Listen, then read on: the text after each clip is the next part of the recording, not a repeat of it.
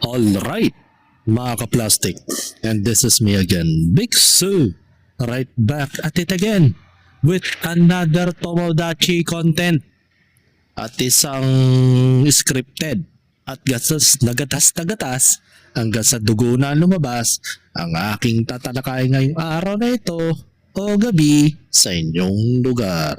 At ang tatalakay po nating mga ka-plastic ay ang tungkol kay Awit Gamer at kay Tomodachi mga plastic kung saan ay inamay na nila na isang kalokohan at scripted lamang po ang kanilang pinalabas dito sa bilyaran nung nag-livestream itong si Tomodachi. So kasi kaya parang umamin na sila that time, nahuli na rin kasi sila na talagang scripted lang po yung kanilang scene. At isa pa, marami na rin po kasing humahamon dito kay Tomodachi. Kaya ang spekulasyon ko rito, kaya maraming mga vlogger na humahamon kay Tomodachi ng suntukan ay lubha na siyang nalalagay na sa peligro. Kumbaga, yung mga makakalaban na ni Tomodachi mga mas malalaki ang katawan kumpara sa mga dati niyang mga nakaalitan sa social media. Halimbawa na lang ito mga ka-plastic. Etong si Buwang o si Wangbu na hindi naman ganong kalakihan ng katawan pero kinakayanan niya mga ka-plastic. At ito po, yung tinutukoy ko recently, yung isang bashers daw kuno niya na tinampal-tampal niya sa computer shop ay hindi naman ganong kalakihan ng katawan, medyo chubby lang ng konti, ay kinantine ito ni Tomodachi dahil lang mayroon nasabi sa comment section na hinahamon daw yata niya ng brasuhan tong taon to. Pero alam mo na, di ba mga ka-plastic, kapag ang mga kagaya ni Tomodachi ay masyado ng mainit sa mata ng mga kapwa vlogger, tulad nito, may pumasok na naman na gusto siyang hamunin na ata ng suntukan. So panoorin natin ang isa pang vlogger na nagngangalang King Boss B.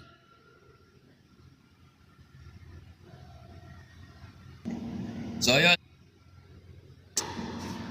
isang mabilis lang to mga boss. No, ang dami na naman nagre-request sa akin na bigyan ko ng reaction. Di na ako nagbibigay talaga ng mga reaction lalo na sa mga ganitong eksena. Pero dahil itong si Tomodachi, tropa to ni Kiko Matos at nagkita rin kami nito, nagkakilala. Pero hindi ko personal na kilala yan, lubusang kilala. Pati itong si Palomar. Si Palomar, kasama natin to sa industriya. Kasama namin sa industriya, no? Isa tong bodybuilder, syempre nagtuturo din yan at lumalaban din yan ng MMA. So ayun nga, napanood ko actually, marami kasing nag-send sa akin ng link nila nitong si Tomodachi na eto nga, pinatulan na yata daw si Wolf Palomar dahil si Palomar madalas yatang inahamon tong si Tomodachi. Alam naman natin si Tomodachi ay nag-viral to dahil sa mga pinaggagawa nito, no? So ako wala akong pakialam doon mga boss, diskarte nila yan. Pero para sa akin lang, iba na kasi yung dating itong si Tomodachi dahil linahamon na itong si Palomar ng as in with the big P P, taya na ibang usapan na yan mga boss. Siguro napuno na yung tao kasi maraming banat na raw itong si Wolf Palomar dito kay kay Tomodachi. So para sa akin, wala kayong kapupulutang maganda dyan mga boss, no? Naintindihan ko sa panahon ngayon, lalo na social media, alam niyo naman, dinaanan ko yan, marami kaming ginawa dyan, kaming laki kumatos. No, isa kami sa mga pasimuno ng mga ganyang klaseng kaganapan dito sa social media.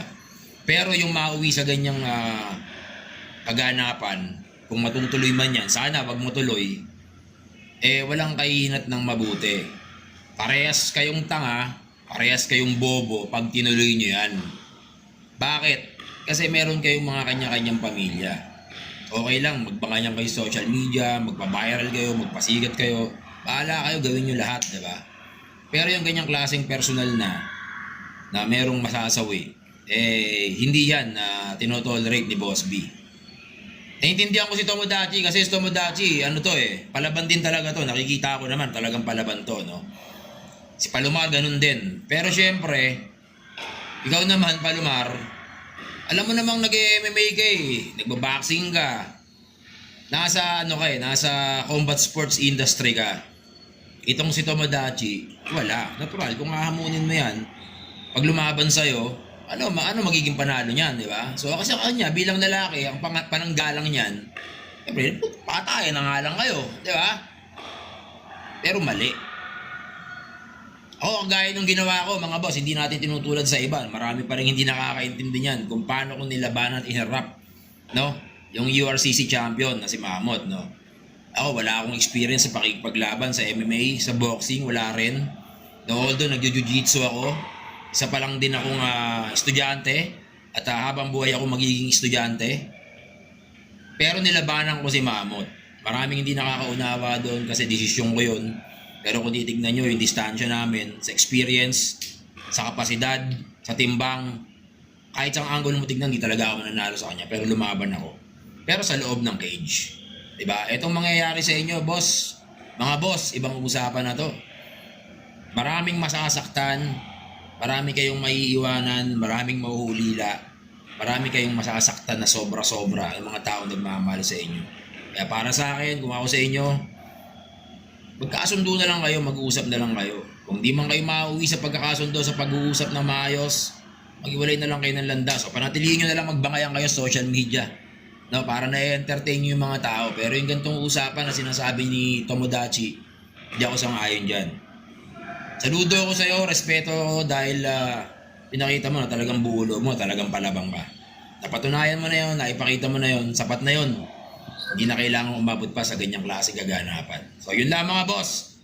Sana nasagot ko yung mga katanungan nyo. Hindi ako sang-ayon sa gusto nilang mangyari. So yun, malinaw na nag-opinion si King Boss B na hindi siya sumasang-ayon sa mga altercations nila ni Wolf Palomar at ni Tomodachi. Kasi napakakupal kasi yung sagot ni Tomodachi that time Yung sabihan ba naman na hamunin na lang daw ng saksakan dahil hindi daw siya marunong mag-kickboxing o mag-martial arts kaya gagawin na lang niya. Parang Norman Mangusin yung datingan ni Tomodachi.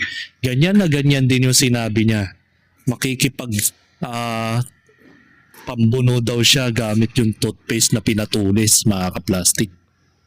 Sabi ni Norman Mangusin yun na nagpapahasa pa siya ng toothbrush. Ginagawa niyang patalim. Nakikipagsaksakan daw siya sa mga kapwa preso niya. Yung yayabangan niya ng ganun, parang what if kung magkaroon ka ng encounter talaga sa personal na buhay? Yung tipong hinamon mo yung tao at yung nahamon mong tao sanay sa patayan, mga kaplastik. Ano kaya mangyayari kay Tomodachi? Mag-e-end up na lang po ba sa walang kakwenta-kwentang buhay itong si Tomodachi, mga kaplastik? And that's the reason why kung bakit ang dami naaangasan sa kanya. Hindi na kasi maganda yung mga ganyang content Siya ang schema ng pagbablog ni Tomodachi ay parang ginagawa niyang bullied content yung kanyang Facebook account Pero nakita ko naman yung mga recent post niya na nagcha-charitable siya. Nagpa-poverty porn siya sa mga nangangailangan. Tumutulong siya sa mga mahihirap. Siguro nung hindi nag-click yung ganyang content, nakisama siya kila Awit Gamer, kila Wangbo at iba pa. Kaya parang yung imahe niya as a good vlogger nabahira na ng katoksikan dahil sa mga ganyang ginagawa niya. Diba? So paano ko nasabi na scripted itong kanilang ginawa? Meron kasing content o video na nagpapatunay na scripted po ang kanilang ginawa nila Tomodachi at ni Awit Gamer. So panoorin natin. So walang isang salita talaga tong si Awit Gamer, no? Magdedemanda siya dahil nagkaroon ng injury itong kanyang kaibigan si Wangbu. Tapos ngayon may biglang lumalabas na scripted pala ito. So mga kupal lang talaga. Naghahanap lang kasi ng clout chasing. O di ba? Yan ang sinasabi ko sa inyo mga manonood. Ang mga vlogger ay always vlogger. Content creator is always content creator. Sila yung mga content creator na mahilig gumawa ng mga pakulo, paandar sa social media. 100% di ako nagkamali sa panguhusga sa kanila. Kahit panoorin nyo po yung recent content ko. So panoorin natin yung kabulastugan na sinabi ni Awit Gamer dito sa video call.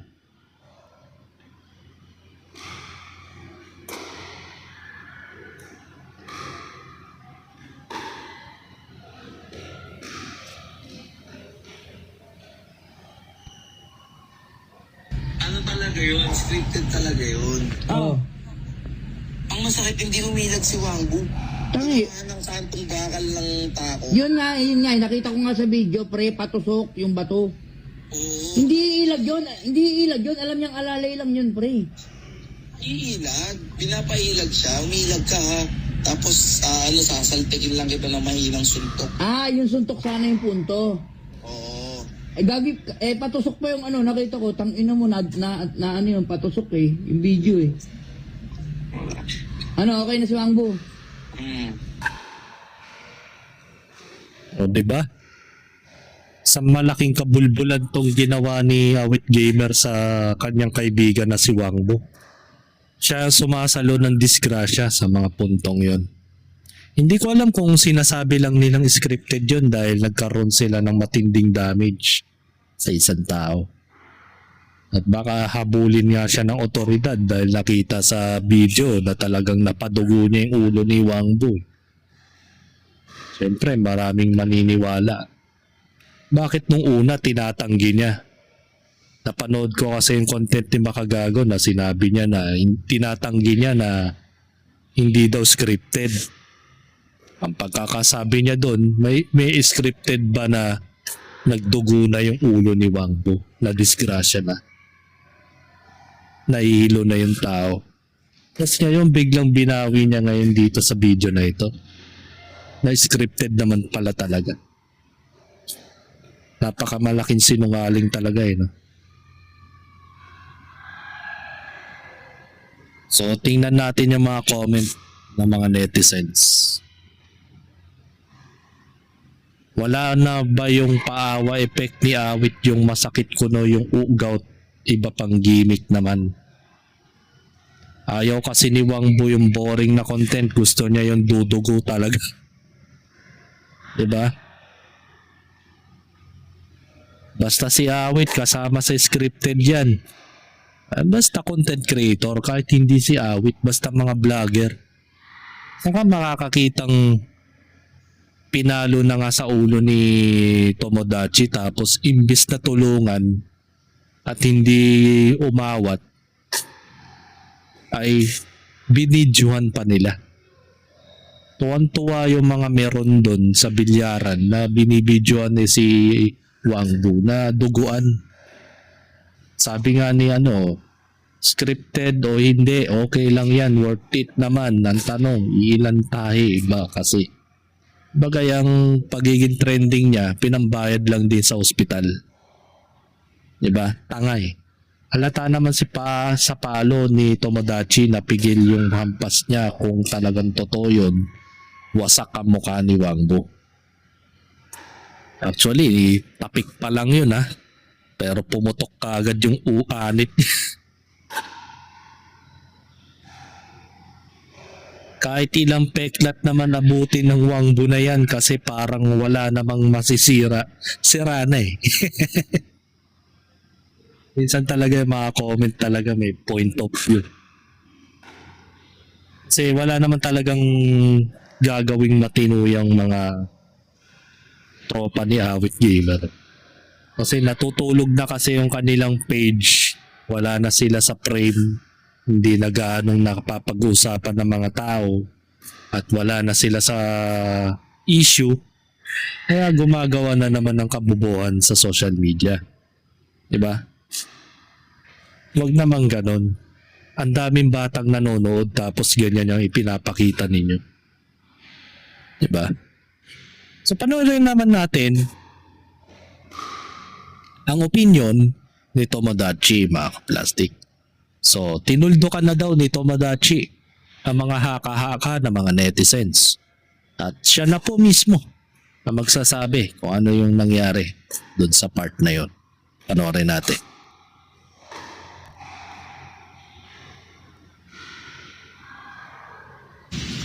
Ang nangyari talaga, di ba sinabi ko naman sa inyo, scripted naman na talaga yun.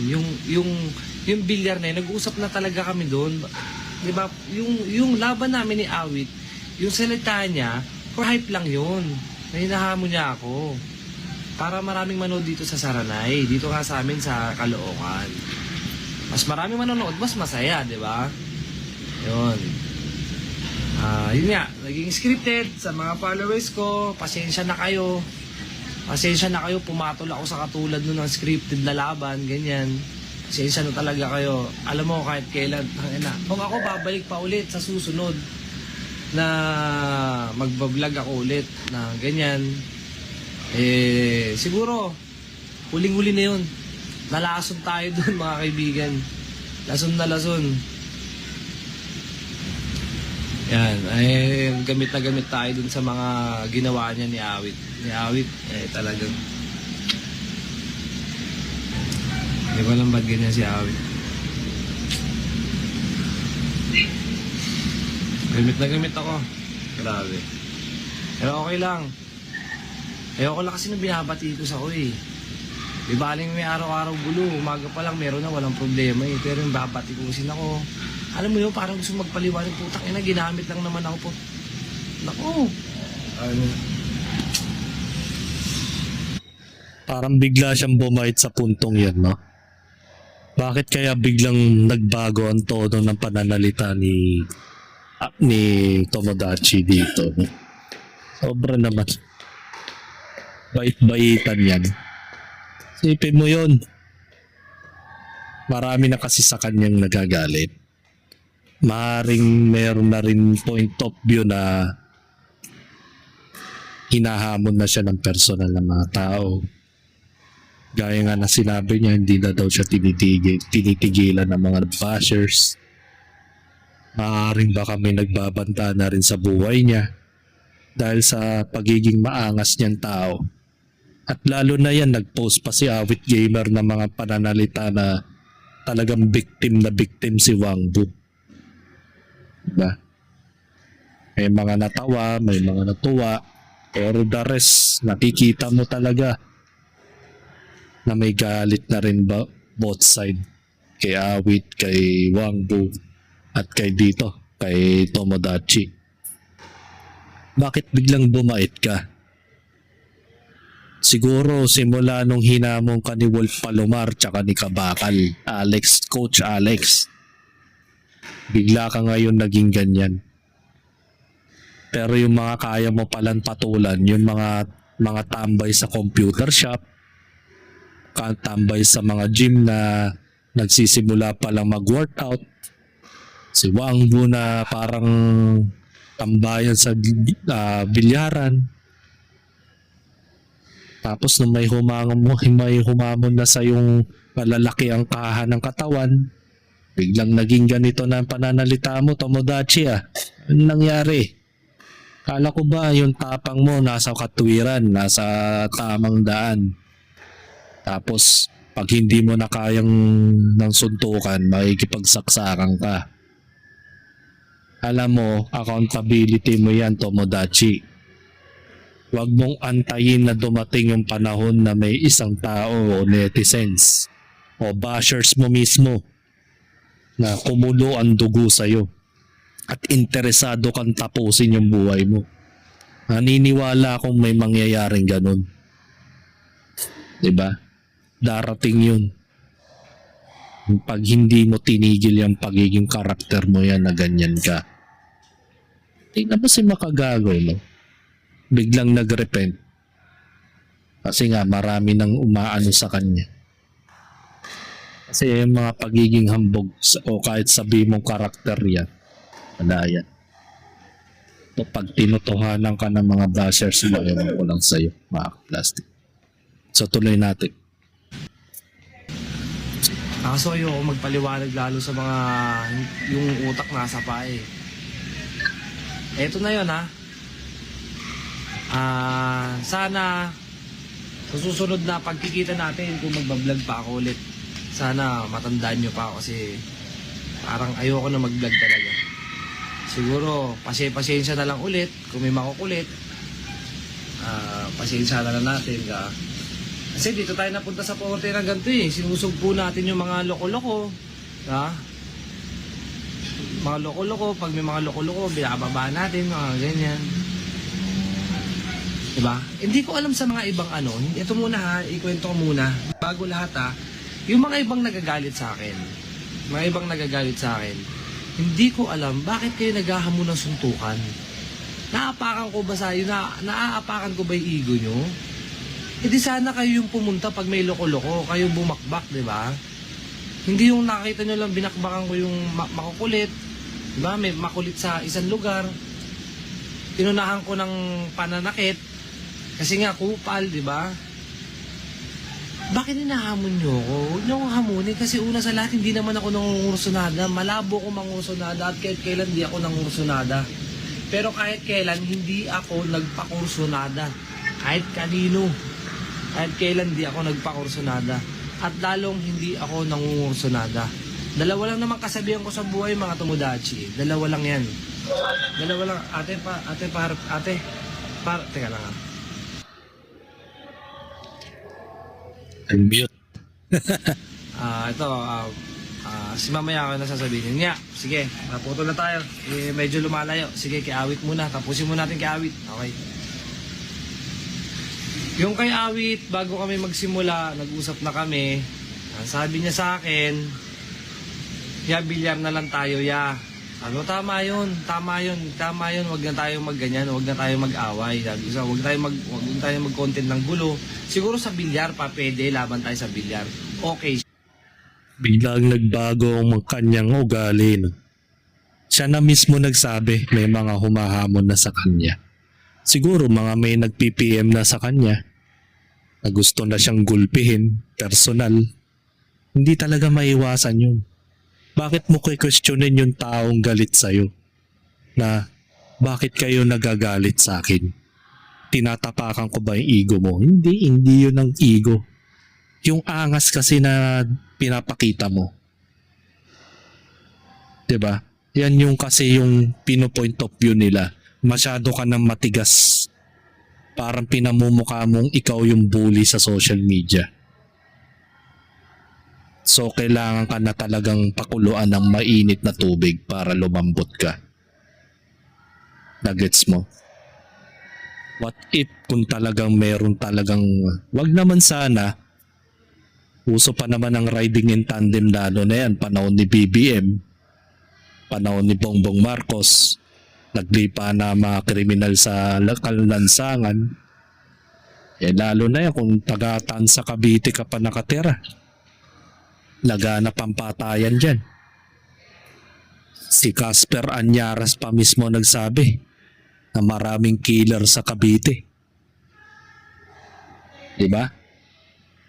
Kaya mag-iingat-ingat ka rin sa mga pinaggagawa mo sa social media.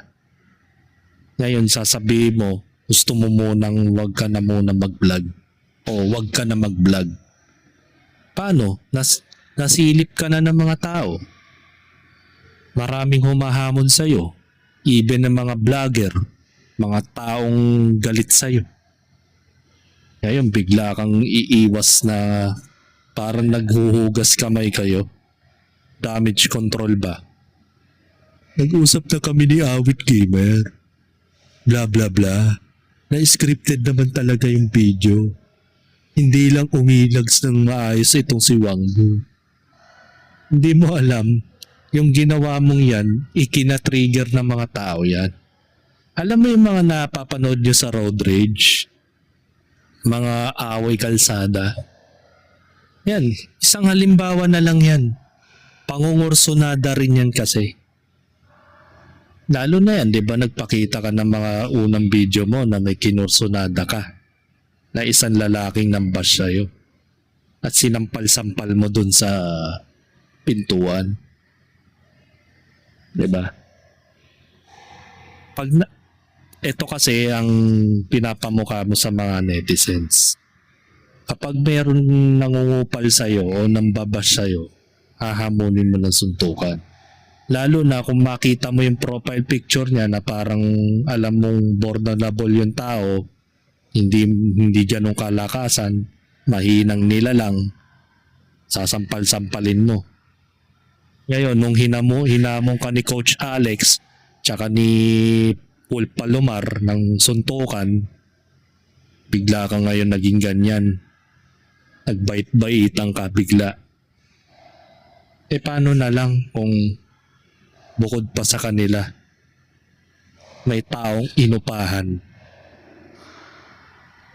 para pag natsyempohan ka mag-isa sa kalsada, todas ka. Mangyayarit mangyayari yan. The more na marami kang kinakaaway at sinasaktang tao, hindi malayong dumating sa punto na bigla ka na lang hintuan ng dalawang riding in tandem.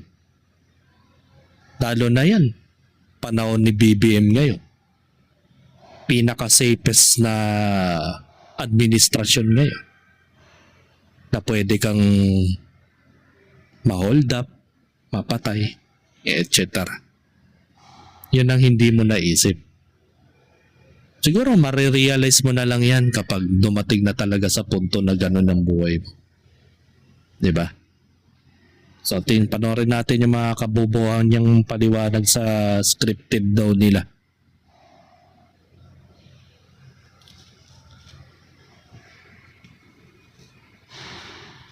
Oh.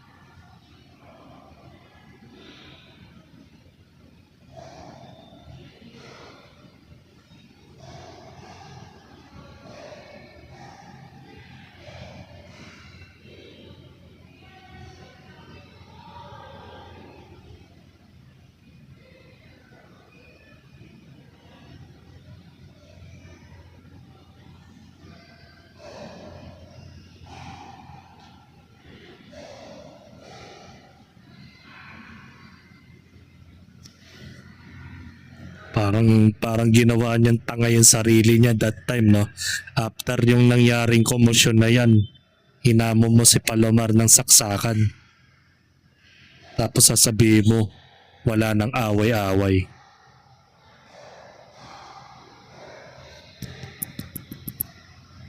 Ang boplax talaga na itong taon to, no?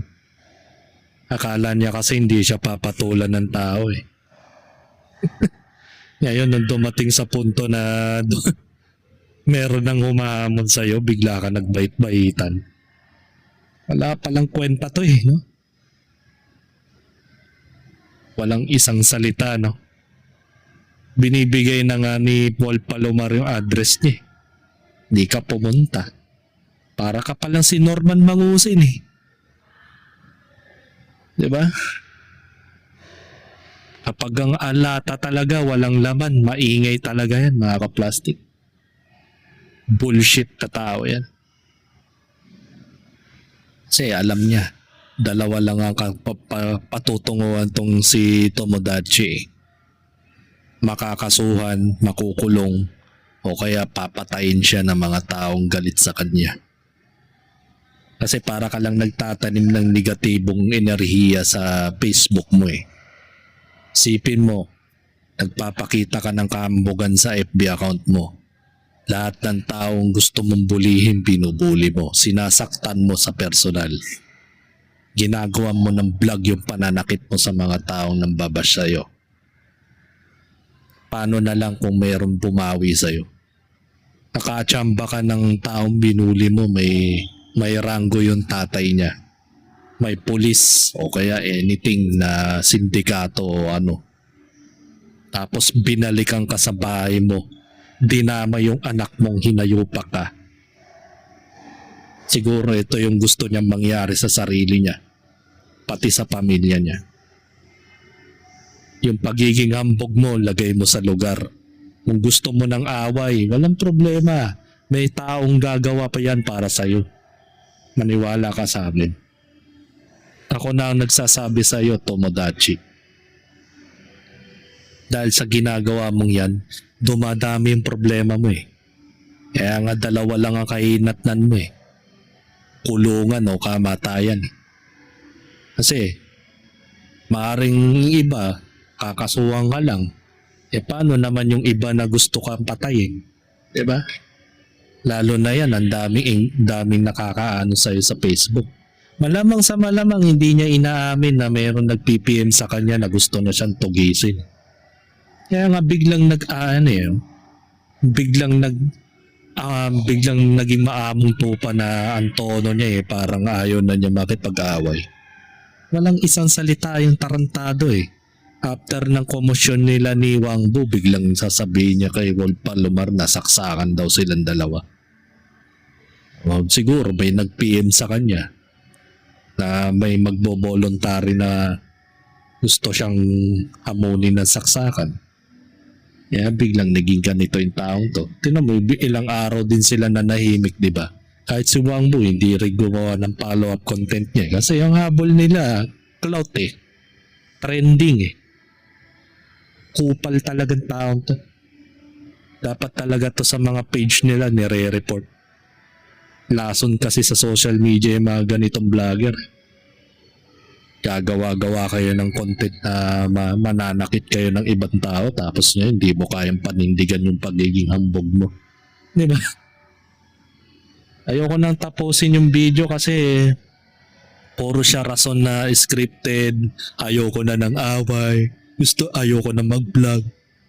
Takot din pala ang putang ina. Walang kwentang nila lang yung mga ganyan tao, no? So hanggang dito na lang ang aking opinion. Kaya sa akin lang, kayong mga netizens na nanonood sa mga utak tayo na kagaya nito, wag nyo yung panonorin yung mga ganyan, wag yung ipapollow yung mga ganyan tao. Sayang lang yung data mo, internet mo. Nakaka-brain rot yung mga ganyang klaseng content creator na wala ka matututunan kahit kailan. Kundi maraming batang nakakapanood sa mga ganyang ugali. Yun ang hindi niya naisip eh.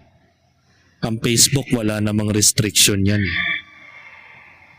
Kahit na edad 10 taon, mapapanood yung ganyang content eh. Pinapakita yung katoksikan sa social media. Diba? Tapos ngayon biglang maamong tupa ka na nung may mga naghahamon na sa'yo malalaking tao na. Sabi ko sa'yo, darating ang panahon na biglang tutuldukin na yung buhay mo. Diba? Hindi ka nakokontento sa pagkalalaki mo na manghamon ng kung sino-sino. Hindi, hamunin mo yung mga kidnapper dun sa lugar ninyo. Mga rapists, gano'n. Yan yung mga kung layunin mo kantiin yung mga naapi, diba? Maging tagapagtanggol ka. Diba? So, hanggang dito na lang aking opinion and this is me again, Big Soon, at nagsasabing ang mga plastic ay matagal mabulok dahil ang mga plastic ay toxic. Kaya, what's up mga ka-plastic? And this is Gambid, commentary video ng video live stream. Signing out. Alright. Mga ka-plastic, kung nagustuhan nyo ang aking video, isubscribe nyo lang ang aking channel. At the same time, i-hit nyo rin ang notification bell at yung all para ma-notify kayo sa aking susunod ko pang video sa aking YouTube channel. Maraming salamat po mga kaplastik.